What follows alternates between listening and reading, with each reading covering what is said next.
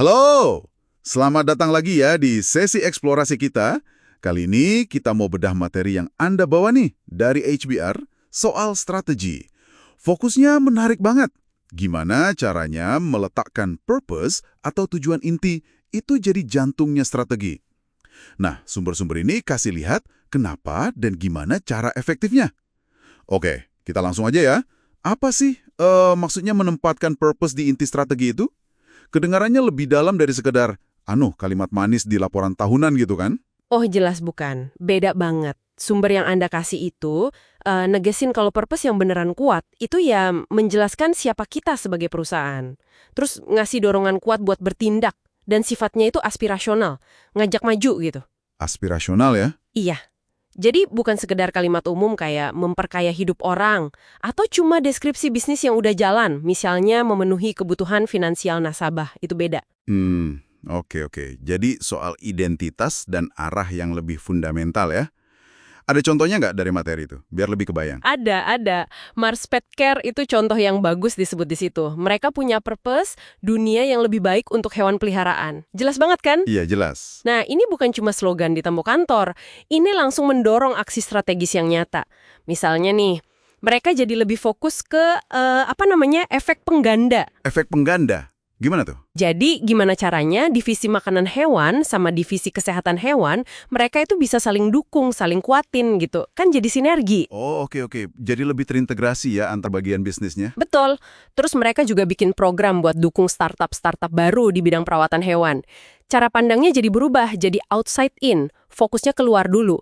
Kebutuhan hewan, pemiliknya, dokter hewan. Nah, purpose tadi yang jadi panduannya. Wah, menarik. Artinya purpose ini bukan sesuatu yang statis ya. Dia kayak hidup gitu. Mendorong perusahaan buat berubah, buat berevolusi. Tepat sekali. Itu intinya. Dia dinamis. Sumber Anda juga nyebutin contoh lain, Sekuritas AB. Oh iya, yang keamanan itu kan? Betul. Purpose mereka kan berkontribusi pada masyarakat yang lebih aman.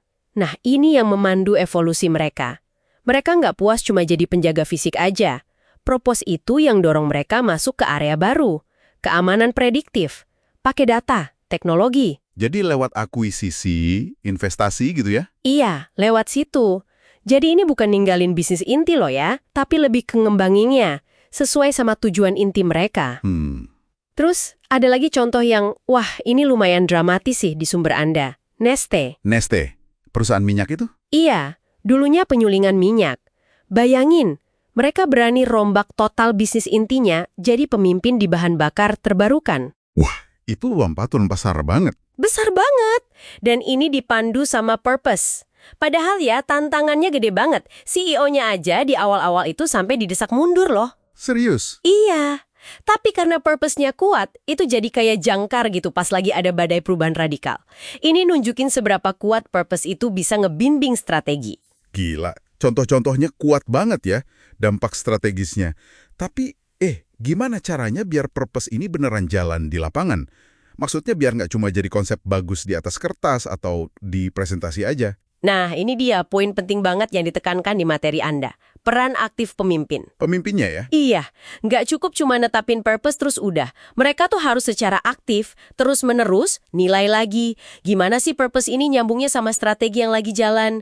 Terus harus siap juga buat nyesuaiin kalau ya kondisi pasar atau teknologinya berubah kan? Jadi harus fleksibel juga ya? Betul. Butuh fokus yang nggak putus. Kuncinya itu jaga keselarasan. Antara apa? Antara strategi, purpose, sama kapabilitas perusahaan. Strategi, purpose, kapabilitas. 3 itu ya? Iya, 3 itu. Kombinasi ini yang disebut di sumber Anda sebagai peluang terbaik untuk menang. Harus nyambung semua. Oke, jadi buat Anda yang dengerin nih pesannya jelas ya. Ngurusin purpose ini bukan kerjaan sampingan. Ini fundamental banget buat sukses dan adaptasi jangka panjang. Betul sekali. Dan yang menarik lagi ya, dari materi Anda itu, gimana purpose ini bisa bikin perusahaan jadi lebih berani lihat keluar. Keluar dari bisnis yang sekarang udah jalan.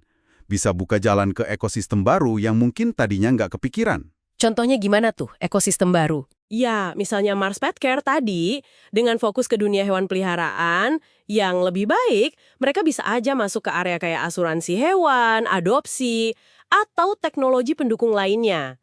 Jadi lebih luas misinya.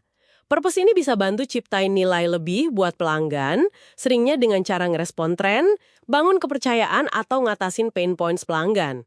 Pain points. Iya. Masalah atau kesulitan pelanggan gitu ya. Iya, betul. Ngatasin masalah itu dengan cara baru yang tetap nyambung sama purpose perusahaan. Oke, jadi kalau kita simpulkan nih dari penelusuran kita soal menempatkan purpose di jantung strategi, intinya jelas ya, purpose yang bagus, yang jelas, dan yang benar-benar dipakai itu kayak kompas buat perusahaan. Kompas ya. Iya, nunjukin arah. Bukan cuma soal apa yang dikerjain, tapi juga gimana cara tumbuhnya, cara berubahnya, cara bikin nilai jangka panjangnya. Dan ini lebih dari sekedar pernyataan misi biasa ya. Ini jadi mesin penggerak keputusan dan aksi strategis yang beneran. Nah, ini jadi bahan renungan penting juga ya buat Anda. Coba deh pikirin, di tempat Anda sendiri, udah seberapa jelas sih purpose alasan mendasar keberadaan organisasi Anda itu dirumuskan? Dan yang mungkin lebih penting lagi, udah seberapa aktif purpose itu beneran jadi dasar pertimbangan pas ngambil keputusan strategis? Apalagi pas harus milih yang sulit, yang ada trade-off-nya. Atau jangan-jangan, masih jadi sekedar hiasan dinding aja? Atau slide presentasi yang bagus? Pertanyaan reflektif yang bagus banget. Sebuah bahan pemikiran penting ya. Oke, sampai jumpa lagi di eksplorasi materi Anda berikutnya.